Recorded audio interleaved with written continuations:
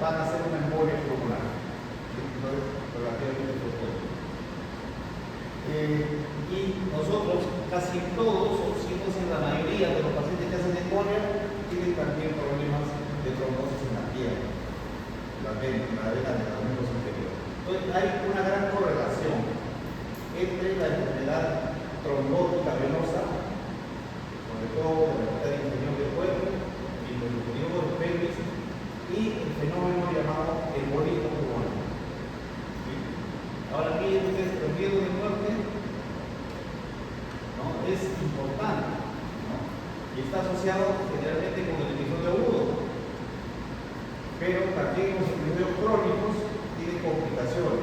Ya cuando hablamos de hipertensión pulmonar, ¿no?, que es una enfermedad crónica, en hipertensión pulmonar decíamos que hay un subset de hipertensión pulmonar, el tipo 4, que se debe a fenómenos tromboembólicos pulmonares, ¿no? Y la tasa de mortalidad aguda 7 a 11%, que es más o menos similar o incluso mayor que la de un infarto al miocardio. ¿Sí?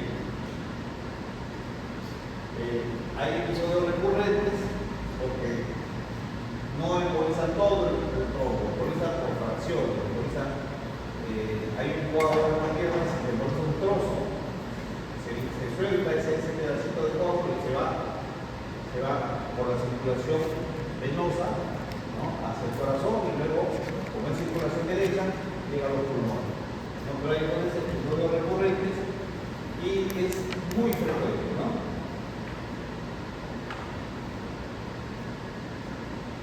Entonces, resulta siendo la tercera causa de muerte cardiovascular, ¿sí?, luego del infarto y del ictus, o sea, de la ACV y del stroke. Mortalidad elevada, hasta 20%, muere corto plazo. ¿Sí? La tasa de mortalidad sin diagnóstico puede pasar el 30%, o sea, hay gente que simplemente se muere y no sabemos que ha sido un embolismo pulmonar. Y eso lo vamos a conversar luego, porque vamos a ver cómo es que se presenta un paciente con embolia pulmonar y qué pacientes son los que hacen embolia pulmonar. El 80% de los trombos se forman en las venas profundas, trombosis venosa profunda de miembros inferiores, ¿no? ¿Nos acordamos de eso? Que me parece que ya lo han visto con el doctor Vázquez el otro día, ¿no?, que todavía no lo veo. Trombosis venosa profunda en historia, enfermedad vascular. ¿Hicieron clase con el doctor Vázquez? ¿Ayer, Miguel? Eso es la de la homeopatía. Entonces queda sigue pendiente la de enfermedad vascular, ¿no?, de grandes vasos, enfermedad de aorta, enfermedad venosa. En algún momento lo va a dar más. Y en pacientes hospitalizados es la causa más común de muerte. Y lo que entonces es prevenir. O sea, si nosotros tenemos un paciente hospitalario, ese paciente tiene que poder tener el riesgo de ser embolia pulmonar, ¿no?, pero lo podemos prevenir. Ya vemos los dominantes. Es la tercera más común en una emergencia cardiovascular, como les decíamos, después del infarto del tronco, ¿no? Y en Estados Unidos ya se constituye en una causa de muerte inesperada en pacientes hospitalizados y de juicios. Nosotros actualmente no tenemos tanto problema, tenemos uno que otro abogado que se mete con la familia para hacer un proceso judicial, tomar la práctica. Algunos de ellos son muy notorios, muy mediáticos, otros simplemente se arreglan, ¿no?, en algún momento, pero en los Estados Unidos el médico paga un seguro de mala praxis, ¿no?, para que se le mete el juicio, el seguro responde por el juicio, también el seguro evita que el médico termine caminando sin carro, sin zapatos, ¿no?, porque es horrible. En Estados Unidos todo el mundo tiene miedo a los de mala praxis, ¿no? Pero en parte yo creo que eso sería bueno, formaliza la atención médica. En Estados Unidos nadie entiende, el paciente no te puede denunciar que tú lo has atendido si no hay una constancia de que tú has pagado por esa atención. Entonces, si ya te pagó, puede denunciar que ha comprado el servicio. Si no te pagan, entonces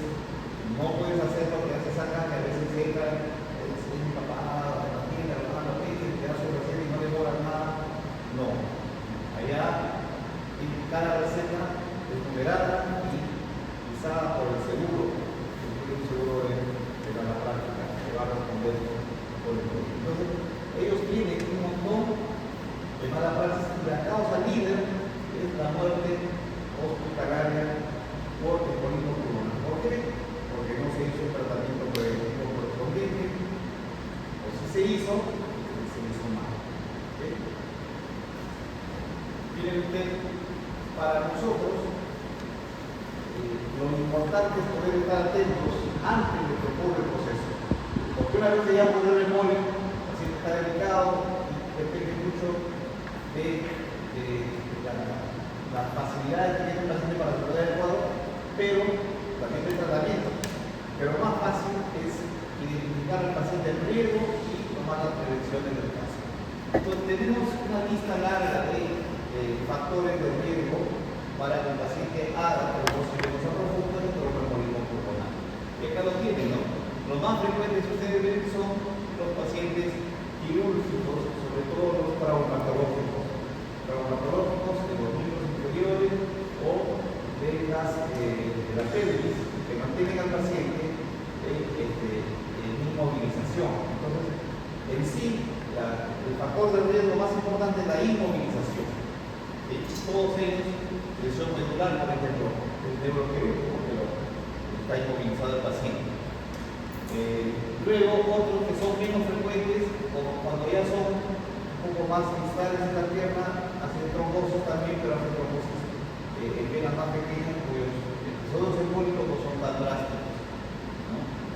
La presencia de cáncer, hormonas, ¿no? En las mujeres, por ejemplo, hormonas de terapia de reemplazo hormonal o terapia anticonceptiva, o también otros momentos donde la mujer tiene niveles hormonales altos, que es el embarazo, que también tiene que estar por la plata, el embarazo y el nivel postparto, ¿no? La hormona entonces se relaciona con niveles también de riesgo para embolismo pulmonar. Y otros factores más que ustedes van a revisar ya detenidamente. Y los débiles, el simple reposo, sin otros factores de riesgo, la inmovilidad larga. Por eso es que cuando nosotros tenemos a un paciente de riesgo, de alto riesgo para fenómenos embólicos, me dice, doctor, te voy a viajar a Europa en el avión, más o menos me tardo 13 o 14 horas, entonces saben que ya lo que tiene alto riesgo de embólico, le damos tratamiento preventivo para el embolio pulmonar. Es frecuente que en viajes transatlánticos los pacientes hagan fenómenos embólicos. ¿Okay? La edad avanzada, la obesidad, en fin, estas cositas son también factores de riesgo, aunque menos fuertes.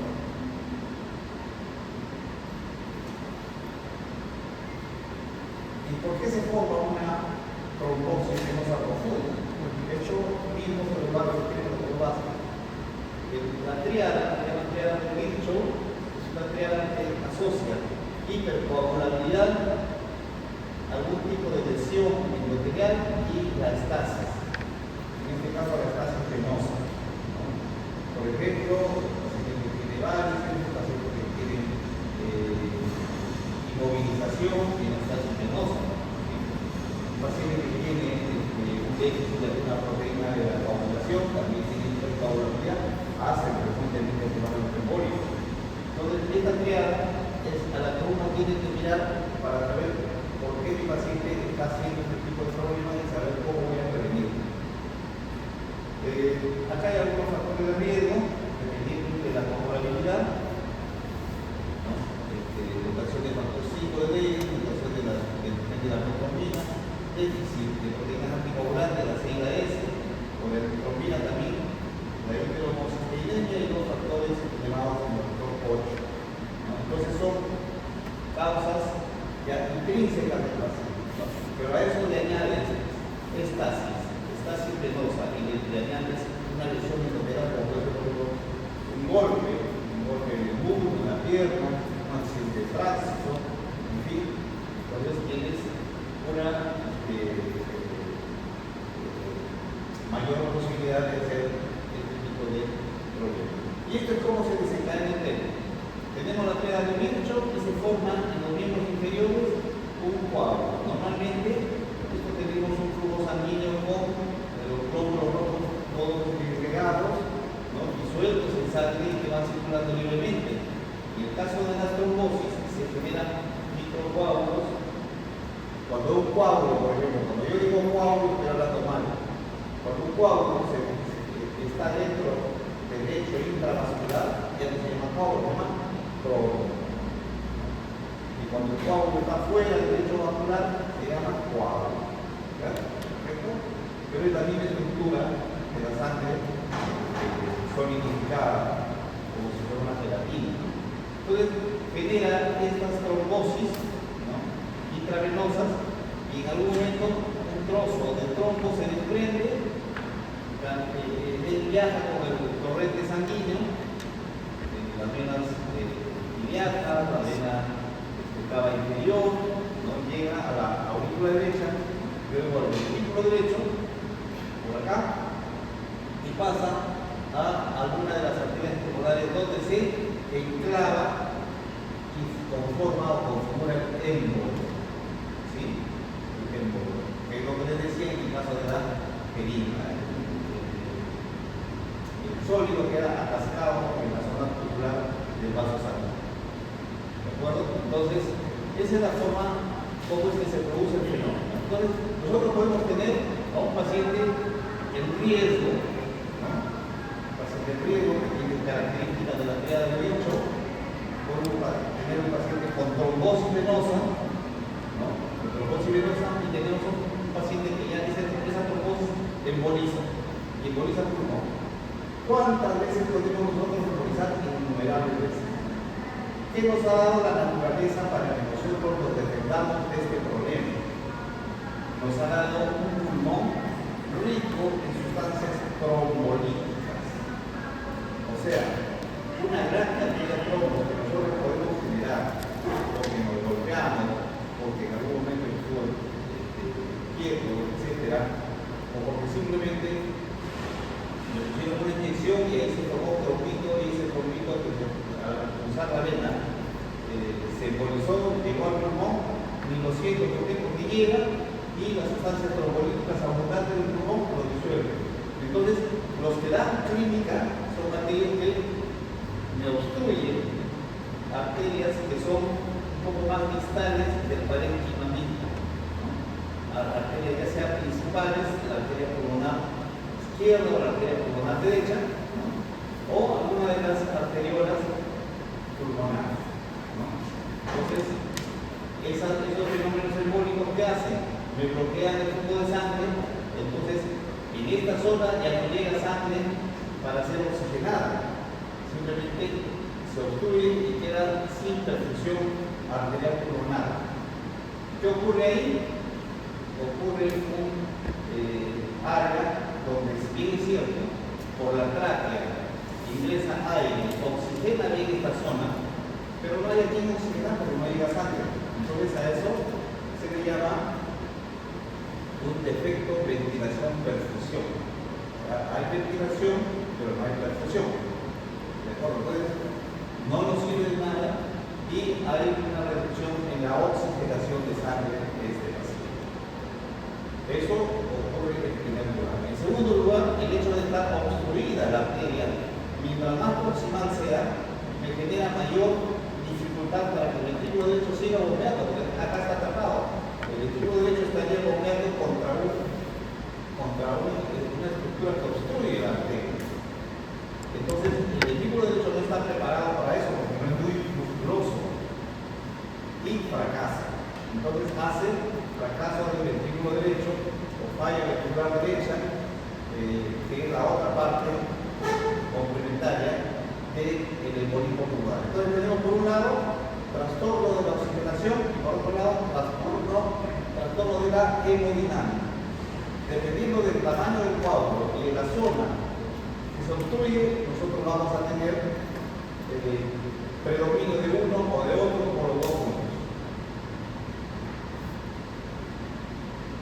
Muy bien, y entonces vamos a ver, ya normalmente repetimos 90% de los trombos vienen de las venas profundas.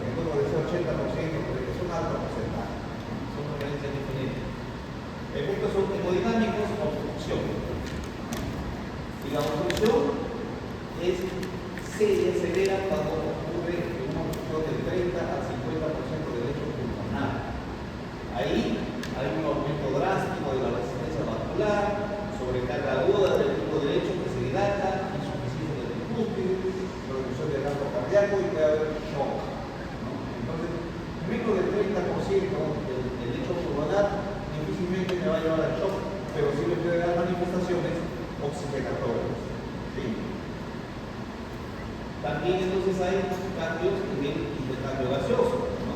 Hay zonas ventiladas, pero no hay zonas perfundidas, y el paciente hace hipoxemia transitoriamente.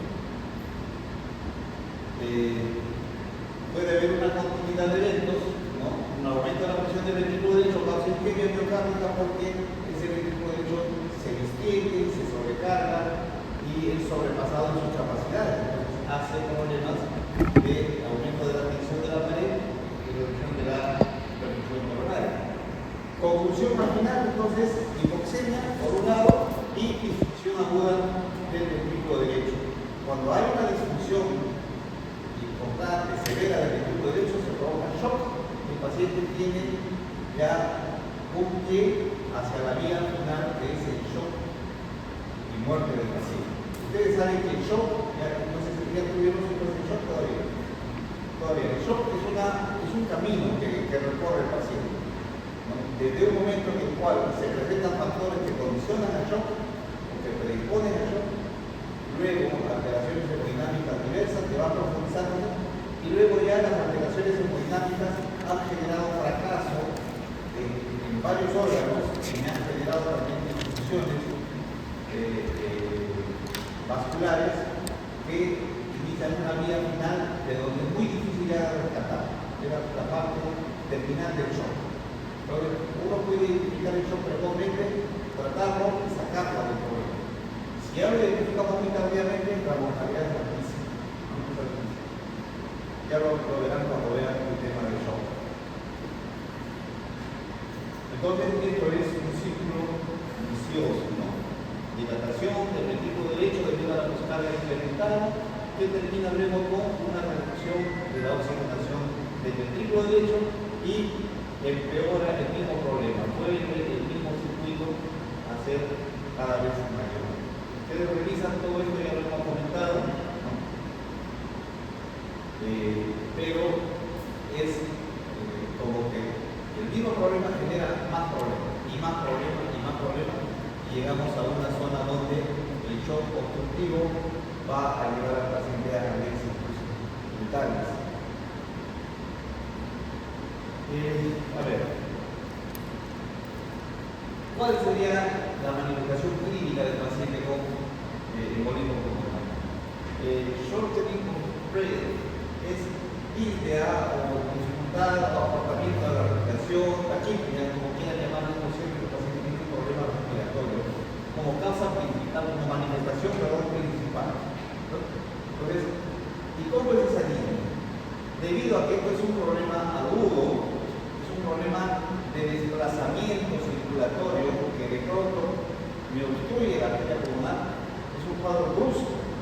Entonces, la disnea suele ser una disnea súbita. Muchas veces nosotros estamos en la guardia tranquilos, ya tenemos a todos nuestros pacientes y estamos solamente esperando el resultado de algunos, estamos en emergencia y nos llaman de tipo doctor, ¿saben qué? Hay un paciente que se nos ha agitado un poco.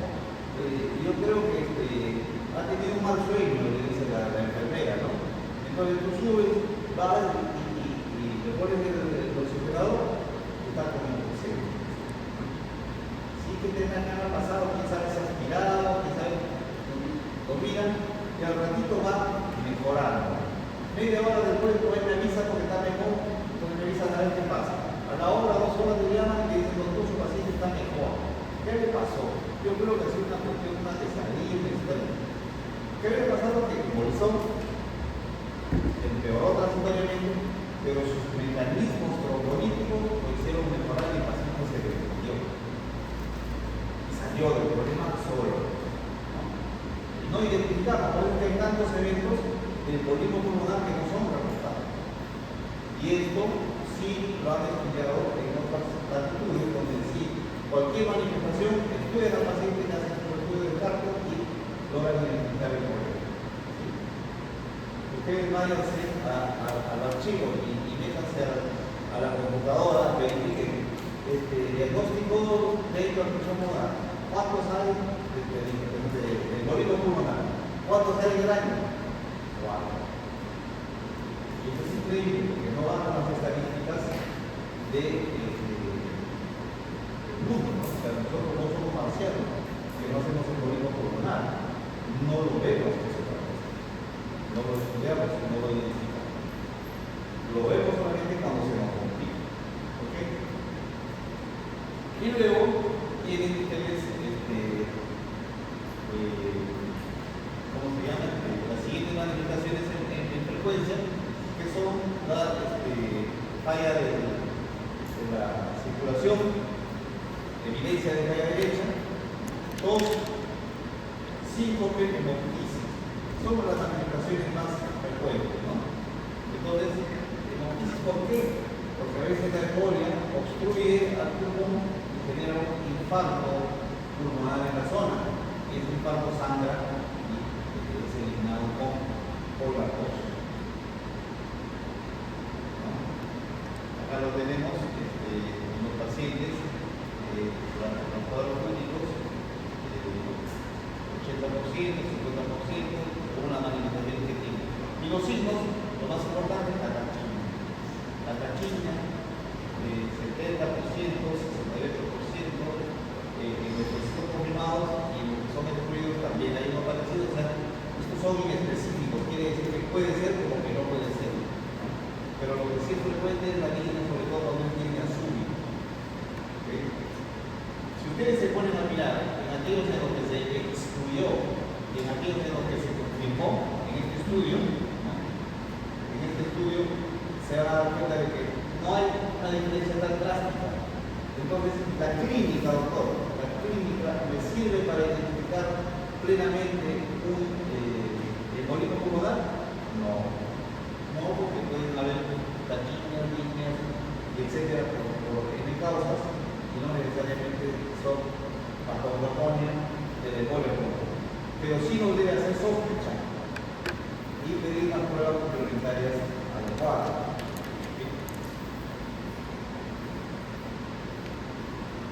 Miren ustedes el inicio de la línea. La línea es súbita, ¿no?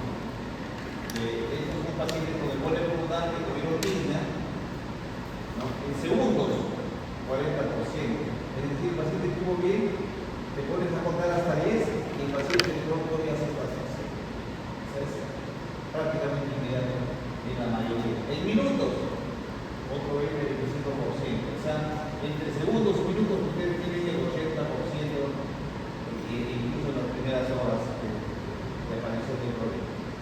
En días hay algunos que van haciendo de manera paulatina, pero ¿por qué? Porque son embolias reiterativas, repetitivas. Va a comenzar una vez, aumenta otra, hay un tronco frágil ahí que está soltando reiteradas veces. Pero la típica es la línea azul. Entonces, tengamos como manifestación, digamos, así como cuando el infarto, el doctor Escobar le dice, doctor, ¿cuál es la manifestación capital del infarto miocardio? Así, doctor, hay un dolor al corazón, esa alegría. Entonces, cuando le dicen, ¿cuál es la manifestación clínica más importante en el embolio pulmonar? La línea azul. Tiene que tenerlo como regla general. Muy bien. Y hay que hacer algunos exámenes que lamentablemente son todos inespecíficos. Porque le van a mirar placa de rayos X que a veces no tiene nada. A veces se logra ver una transparencia, que es el signo de Westermann, una transparencia incrementada en la zona donde no llega la sangre, donde está embolizada. Hay el signo de Phantom, donde hay una corona, un filtrado subpleural, como de cuña, y una terminación brusca de los vasos, sobre todo en aquellos casos en los cuales se obstruye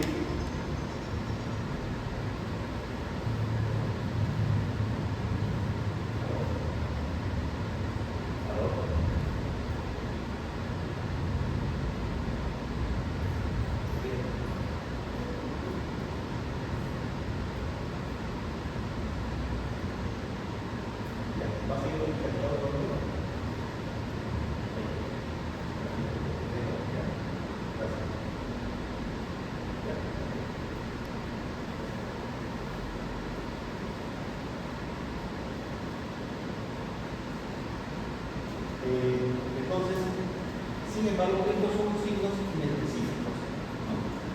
Los hallazgos clásicos son pocas veces encontrados. La verificación clínica de una planta de todas, ustedes vuelven a mirar el porcentaje de posibilidad es muy bajo. Igual en el electrocardiograma, ¿qué cosa va a entrar? La taquicardia sinusal. Y la taquicardia sinusal tiene a ser más sustancioso. Y lo que sí, los cambios tendencialmente, pero de la cara anterior, o sea, V1, V2, V3. Sobrecarga el ventrículo derecho, cambios en las primeras de los ventrículos. Eso por un lado. Por otro lado, un patrón clásico, que no es tan clásico, es el hallazgo de onda S importante en derivación 1 de los miembros, en onda Q en derivación 3 y onda C negativa en derivación 3. Ese 1, es el patrón de la embolia pulmonar, que tampoco es muy frecuente, ¿no? Otro signo que incrementa la tensión del ventrículo derecho, como les decía, cambio que tiene el V1, V2 y bloqueo de la rama derecha. En el electrocardiograma, estos son los más comunes. En edad normal o simplemente con hiperventilación y hipocardia, ¿no? Hipocardia o hipoxemia.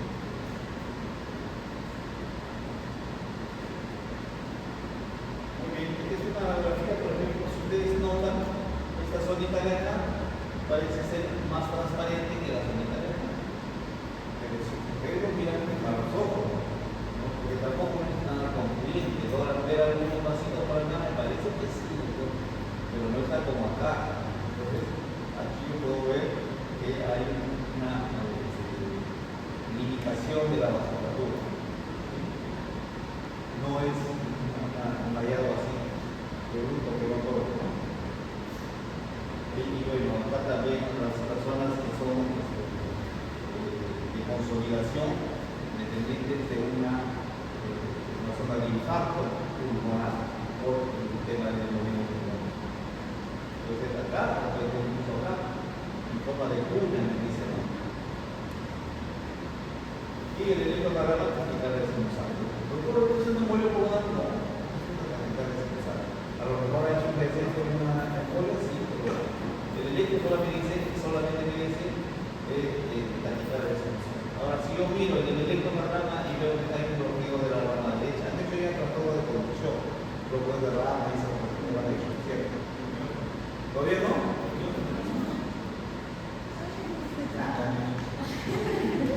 Entonces tienes acá una R normal con una S ancha en las derivaciones laterales, 1, AB, S ancha, y eventualmente hay un V5, V6 que acá no se ve, pero la típica R1,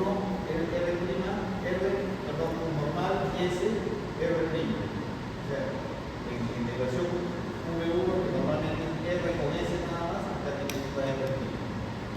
Como si fuera doble tipo positivo en V1 por la rama derecha. Es lo que es sobrecarga ventricular derecha. Y antes del evento, evaluar las probabilidades clínicas, ¿no? Hay diversas formas de estimar qué tan probable es que un paciente me haga embolio pulmonar o no me haga embolio pulmonar. Aquí tiene la tabla de Wells, o los criterios de Wells, que miran estas características para saber si esto puede ser o no un embolio pulmonar en un paciente.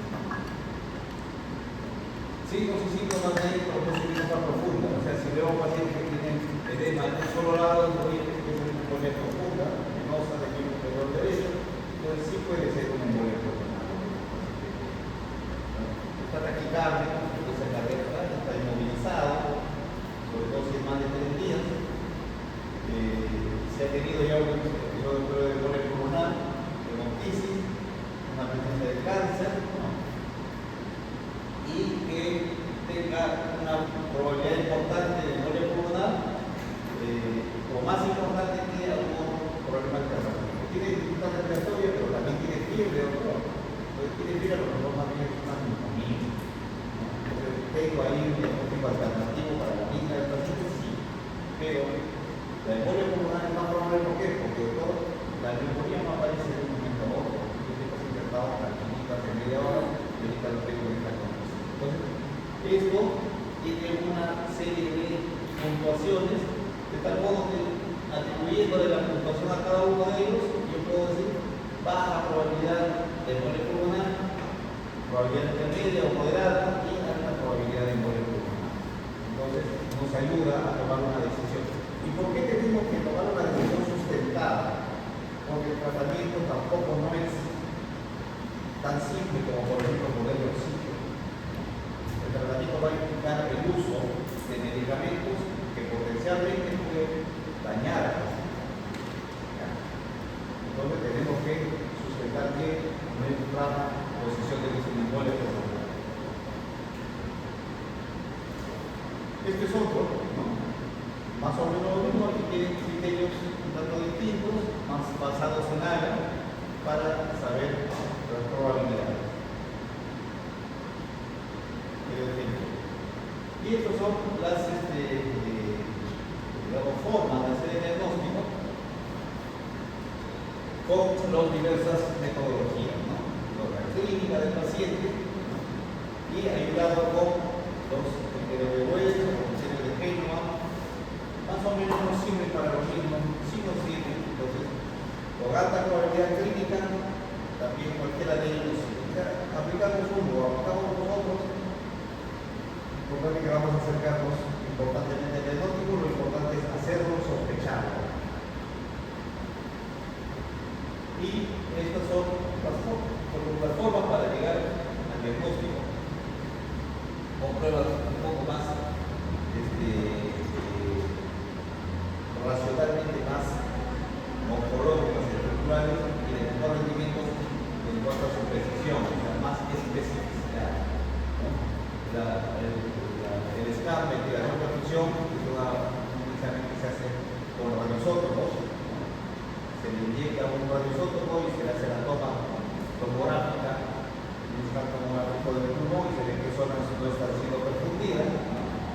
Y también se le hace una evaluación de la ventilación, si no está perfundida, pero sin embargo sí está ventilada, entonces hace la disparidad de ventilación-perfusión, la tomografía conmutada y la angiografía.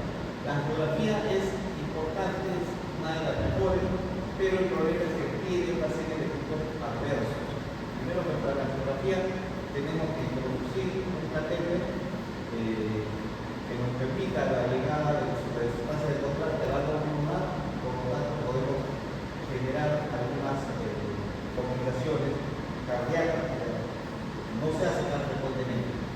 Entonces lo que más se hace es la tomografía computada, la tomografía computarizada con sin contraste, porque ahí se puede lograr la resolución, aunque usted pulmonar puede ver a veces el tronco cuando está en una arteria pulmonar, en una arteria grande, puede ver el tronco, y si no, puede ver por lo menos la perfusión con la sustancia de contacto.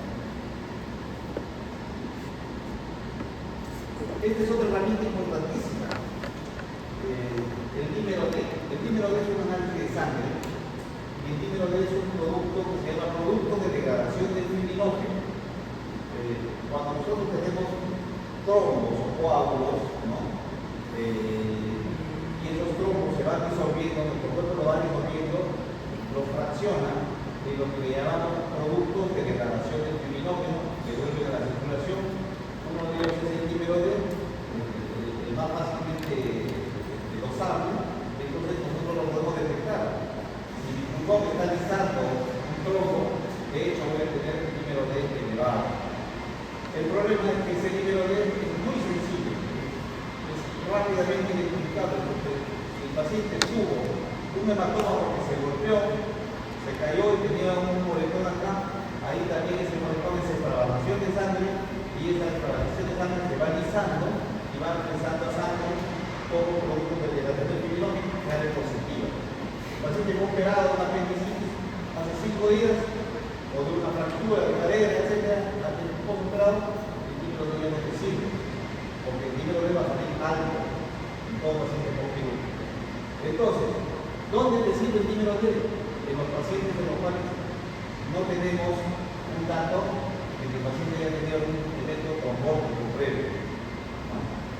Entonces nos sirve para descartar el embolo pulmonar. ¿Por qué? Porque si viene un paciente con clínica, yo me hago un número D y me sale negativo, ese paciente, como el número D es negativo, por ningún motivo voy a seguir pensando que es una embolia pulmonar. Entonces me ayuda a descartar el problema, pero no me confirma absolutamente nada. ¿De acuerdo?